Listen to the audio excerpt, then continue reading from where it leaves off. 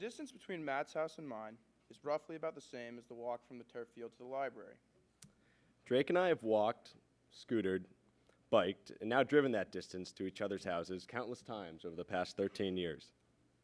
Matt grew up the youngest of three boys, his two older brothers serving as the older role models I never had. Drake grew up the oldest of three boys. His two younger brothers served as the punching bags that I never had.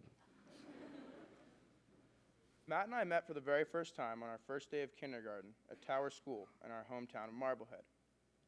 Our experiences on that first day varied greatly. Matt quickly found a group of friends, including a tiny little blonde-haired boy named John Hooper, who looked like he still belonged in daycare.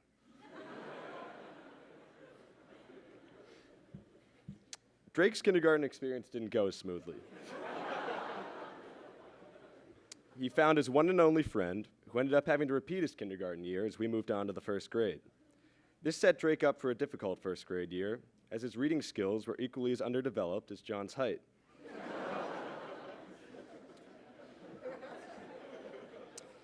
Drake's struggles to understand what was going on in the classroom led to his hilariously irate behavior outside of it. I remember on one occasion walking out to the swing set at recess to see a crowd forming around somebody in the middle. As I moved toward the swarm, amongst the terrified shouts of middle school girls, I saw Drake standing alone in the center, slowly lowering a wriggling daddy-long-legged spider into his mouth and swallowing it whole. Matt's early tower experience went much more smoothly than mine. Starting in pre-kindergarten, he was always following in his two older brothers' footsteps. He never seemed to have trouble finding friends to hang out with, and despite his less than impressive Brooks football career, believe it or not, he was always selected as the first pick and played quarterback during our games at recess. Although our tower class size was only 32 students, my path never really collided with Drake's until around 5th grade. As an arrogant 10-year-old, all I could see in Drake was the chubby loser whose mom packed him baby yogurt in his lunches every day and failed miserably at trying to fit in. I would constantly torment Drake, making countless remarks about his athletic inabilities and his social insecurities. On one of many occasions, my remarks toward Drake went slightly too far, resulting in me being thrown through the air off of our friend Cam's trampoline, landing straight into a thorn bush. On another occasion, Matt made one too many remarks about my 6th grade girlfriend, eventually ending with Matt scampering out of my house as I pursued close behind with a wiffle ball bat. He wasn't that close behind.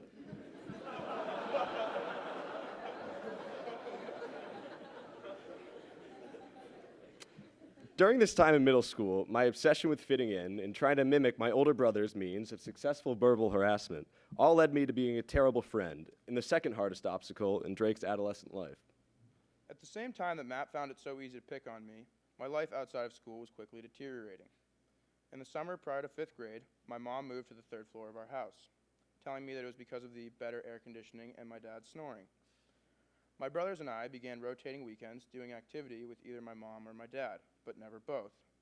By the end of the summer, we had a family dinner, in which my parents told my brothers and I that they were officially separating. My mom moved out, and I began switching between my houses every 7 days.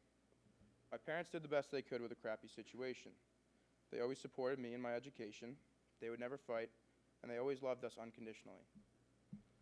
I remember sitting at the dinner table with my mom in 5th grade and having her break the news to me about Drake's parents. At this point in my life, I don't think I could have defined empathy if someone asked. But somehow, slowly, I began to feel it for Drake. The fear of my own parents separating often kept me up at night. I began to hurt for the struggle that Drake was going through.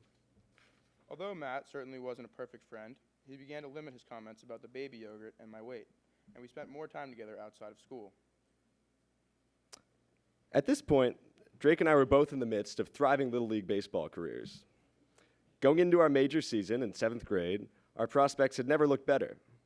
Under the helm of brilliant coaching minds Paul Nightingale and Ward Blodgett, the Marblehead Red Sox were poised for a breakout year. But when the season started, we quickly learned it would be far from extraordinary. In one of the first practices of the year, Drake was on the mound, and I was ready to take some batting practice at home plate. Earlier that same day on the Foursquare court, a feud erupted between Matt and I got me so worked up that I decided to throw a pitch a little inside on him at practice. Drake's not-so-fast fastball hit me square in the shoulder, which was enough to set me off and start running at the mound with my bat in hand. Needless to say, the 4-12 Red Sox had a disappointing season.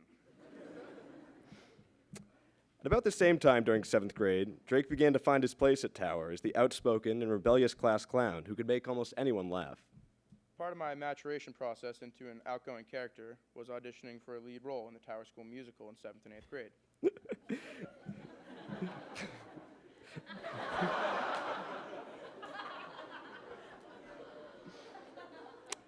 Drake shined as the baker from Into the Woods and Iago from Aladdin. And Matt and the rest of my friends made fun of me relentlessly for my involvement in the theater program. Now at Tower, there were no DCs, no bounds, and no Saturday night study halls. Instead, the only formal discipline was an 8 by 11-inch white sheet of paper known as a written warning. This broad sweeping form of punishment ranged from anything as minute as when John Hooper leaned too far back in his chair in math class to when our friend Seth pulled the emergency shower in the science classroom. It's just as cool as you've always imagined it would be, by the way. A massive gush of water came pouring down and flooded the entire room, forcing us to move our biology classes to the auditorium. When it came to written warnings, nobody had more than Drake.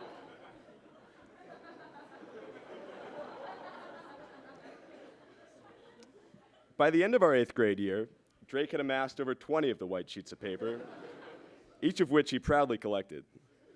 Now, 20-something of these demerits might not seem so bad, but Drake had far and away shattered the Tower School written warning record, and more than doubled the amount of anyone else in our class. Reflecting back on our decade together at Tower, it shaped us both in very different ways. As we began our new journey in the fall of 2012 as freshmen at Brooks, our old habits followed us. Drake's rebellious middle school attitude and his habit of always pushing the boundaries caused him to make some poor decisions as a freshman at Brooks. This included stealing the Thorn dorm flag and parading with it back to Peabody. I came into Brooks desperate to be the same popular kid I had become at Tower. At Tower, it was talking back or suffocating my science teacher's fish that enabled me to fit in. At Brooks, it was no longer funny to talk back to teachers, and Mr. Hesse didn't have a fish in his physics classroom. Instead, I found that breaking major school rules and being a jerk got me that same attention. Soon I was hanging out with a group of much older kids who were influencing me into making some bad decisions. I remember vividly the jealousy I had over Drake's older friends freshman year. At Tower, I thought I was the popular one, and now the tables had turned. I knew Drake was breaking the school rules, but I never talked to him about it because it seemed to be working for him. One of the unforeseen consequences of suspension is that it doesn't just affect you, but it also affects everyone around you. I completely deserved the punishment I got. However, the people around me did not. During the spring of my freshman year, I was suspended 3 months for violating the school's alcohol and drug policy, forcing me to spend the remainder of the year at Marblehead High. Yes, I had to tell colleges. Yes, I had to watch my dad cry in front of me for one of the only times in my life. Yes, I had to look my grandmother in the eyes and explain to her why I was home for the rest of the year. And yes, attending public school makes me appreciate Brooks that much more. Next time you're sitting around a dorm room or a dinner table, try not to complain about how the food is terrible, or Brooks is a prison, or the faculty are too strict. If you think bacon and bread is bad, try the congealed sloppy joes and green mystery meat at Marblehead High. Try going to the bathroom without getting written permission. Try seeking extra help on that physics test you just bombed, or seeing your advisor about a personal issue. The time that faculty give at Brooks is rare for any high school, and I came to appreciate that spending time at Marblehead High. Suspension sucks. But of all the lessons suspension has taught me, it's just how special Brooks is and how lucky we are to be here that have stuck out with me the most. Having seen suspension and expulsion from the other side, my friends and I have had to grapple with it a number of times. Freshman year was Drake, who was suspended, and I got my first taste of the rumors and gossip that come with any discipline committee. I would sit at the dinner table and have people ask me if my friend was going to come back next year, a question that at the time I had no answer to. Sophomore year, our friends skated by with only a couple of tobacco violations. Junior year, I remember being in Spanish class when I got a text from Matt and Steve saying Sam's talking to the deans about cheating on a quiz. That's all that was needed to be said for the three of us to be up on the second floor of Whitney, scouring Sam's room for any contraband that might have further influence on his punishment. In the end, our efforts were in vain. Sam got booted, and we had our first taste of loss. I wish I could stand up here and teach you all how to be the perfect friend at Brooks. It takes a balance of knowing when to be supportive and warning your friends when they're at risk, while still giving them the space to be themselves. I found it difficult to try to tell my friends to make good decisions without sounding like a hypocrite. That's why, on the sunny afternoon of January 30th, 2016, I didn't say anything when Steve climbed over me and hopped in the back seat of the Suburban bound for Governors, already with 2 strikes under his belt. I'm sure by now most of you have heard some version of the story. There certainly are a lot of them. My version went something like this. 3 days of waiting and anxiety for the outcomes of the DCs. 3 days of uncertainty and rumors as I saw the relationships of my friends deteriorate before my own eyes. Steve was still in the dorm, but he was stuck in limbo. His suitcase remained in his closet as we all hoped for the best but feared the worst. I was sitting down the hall from Mr. Packard's office in the admission waiting room, already upset over the fact that I had been suspended for a second time. Stephen came down the admission hallway, looked to me, and shook his head. At that moment, neither of us had anything else to say. Loss isn't an unfamiliar thing for the class of 2016. The last year has been filled with it in various forms. Loss is harsh, it's devastating, and it hurts deep inside. If I have learned anything from the loss that we've experienced as a grade, it's to cherish the relationships that I still do have in my life, and that holding grudges is useless and immature, especially at Brooks. Matt and I have had countless fights over the years that have made me think our friendship would never be the same, like the time I peed in his humidifier, or the numerous times I've kicked him out of my house for something as trivial as using the wrong sink. Yes, I have done those things before, but each time, no matter how upset we are in the moment, Matt and I will always find each other the next day to talk things through, and each time we realize just how insignificant our conflicts are. 4 years isn't as long as you think. Don't waste it being spiteful, angry, or jealous of your friends. Many of you already have someone at Brooks who you can trust, who you feel comfortable around. Treasure that trust, and don't be afraid to lean on that friend in times of need. For me this past summer, Drake was just that friend. Those days in late July of this summer are mostly a blur. Waking up on July 30th to get ready for my job as a camp counselor on Children's Island was different that morning. My breakfast went untouched, and on the boat ride out to the island with my campers, I looked out over the side of the ferry with a pit in my stomach. My 8 and 9-year-old campers were confused as to why I wasn't participating in our morning sing-along of Rise and Shine and Give God Your Glory, Glory. It felt unnatural to be around such hopeful and energetic people on that particular morning. So when Matt offered to come pick me up on his boat and drive to Brooks for a chapel service with our grade, I told my boss I was taking the Easter week off. Drake and I spent a lot of time together in my car over the course of those next few days, driving to friends' houses, various get-togethers, and eventually the funeral services. The entire time, it was myself at the wheel and Drake by my side, in the passenger seat, no matter the day, no matter the event. Sometimes we rode in silence, other times we talked, and occasionally we cried together. One particular night that stands out from that week was the get-together of Anna's friends at Wingershik Beach. It was the first chance we had to all be together, sharing our favorite Anna stories around a bonfire. That night was different. For the first time, we were able to set aside the pain we were feeling and celebrate her life. We sat on the beach late into that night. The bonfire had been extinguished, so Drake and I sat alone in darkness as the tide slowly crept up the beach toward our chairs. Eventually, we made our way to my car. The silver Honda Pilot was the only one left in the massive lot. We spent the remainder of that night and into early morning, again, me in the driver's seat and Drake by my side. We reflected on our lives, on Anna, and on friendship, laughing and crying together. My Beatles 1 CD played quietly in the background, so we heard Let It Be and Hey Jude for the 3rd and 4th times that day. It was in Matt's car that night that our idea for this very speech took shape.